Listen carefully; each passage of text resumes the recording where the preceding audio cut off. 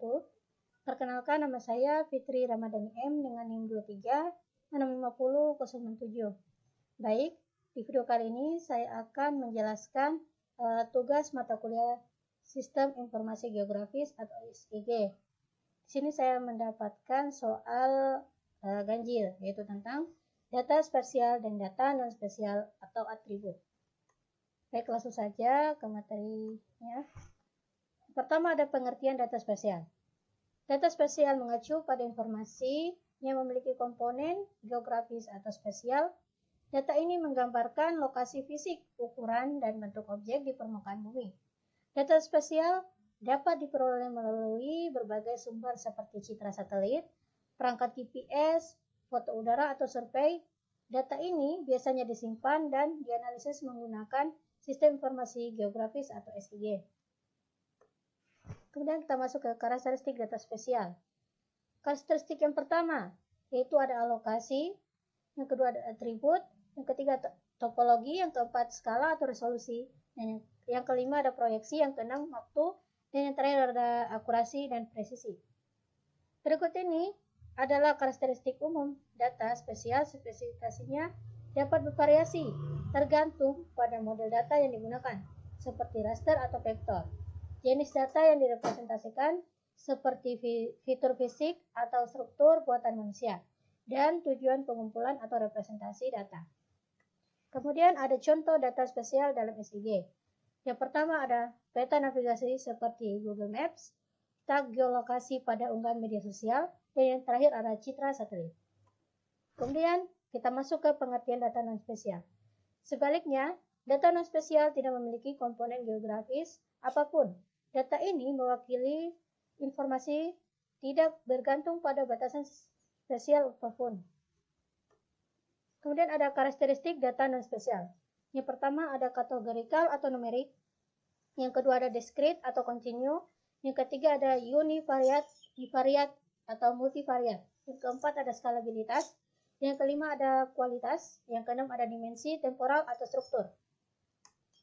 Kemudian kita masuk di contoh non-spesial dalam SIG. Yang pertama ada teks dalam buku, artikel atau unggahan media sosial. Yang kedua ada data numerik seperti usia Anda atau jumlah suka pada kiriman Facebook.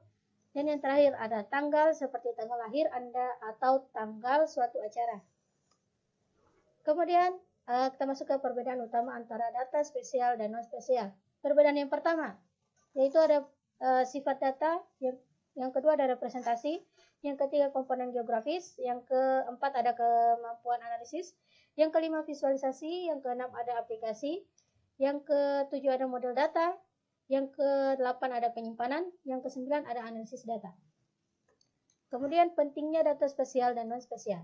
Data spesial dan non-spesial merupakan pilar penting dalam proses pengambilan keputusan berbasis data saat ini. Data spesial yang pada dasarnya merupakan informasi geografis memberikan wawasan tentang lokasi, jarak, dan pola di berbagai area dan landscape. Data ini penting dalam banyak industri seperti real estate, logistik, perencanaan kota, dan studi lingkungan yang mendukung analisis dan visualisasi geospasial untuk pengambilan keputusan yang optimal. Kemudian di sisi lain, data non-spasial yang tidak menyertakan konteks geografis berharga untuk memahami pola dan korelasi dalam pengumpulan data seperti informasi demografis, catatan transaksi, atau data perilaku. Kemudian data non-spesial menjadikan bahan baku untuk analisis statistik, penambangan data, pemodelan prediktif, dan aplikasi pembelajaran mesin di berbagai bidang. Kedua jenis data tersebut jika diintegrasikan secara efektif dapat menawarkan wawasan komprehensif yang memungkinkan solusi cerdas berbasis bukti. Kemudian yang terakhir ada kesimpulan. Memahami perbedaan antara data spesial dan non-spesial sangat penting dalam dunia yang digerakkan oleh data saat ini. Sementara data spesial menyediakan informasi geografis, data non-spesial menawarkan konteks neogeografis tambahan bersama-sama. Keduanya memungkinkan kita untuk membuat keputusan yang lebih cepat, tepat, dan memahami dunia kita dengan cara yang lebih bernuansa. Dengan memanfaatkan kedua jenis data tersebut secara efektif, organisasi dapat memperoleh wawasan yang berharga dan menganalisis dan menghasilkan hasil yang lebih baik. Alamat website artikel Untuk alamat website artikel yang saya dapatkan yaitu http://www.spotialpost.com. Baik, mungkin itu saja penjelasan dari saya. Lebih dan kurangnya mohon dimaafkan. Saya tutup mengucapkan Assalamualaikum warahmatullahi wabarakatuh.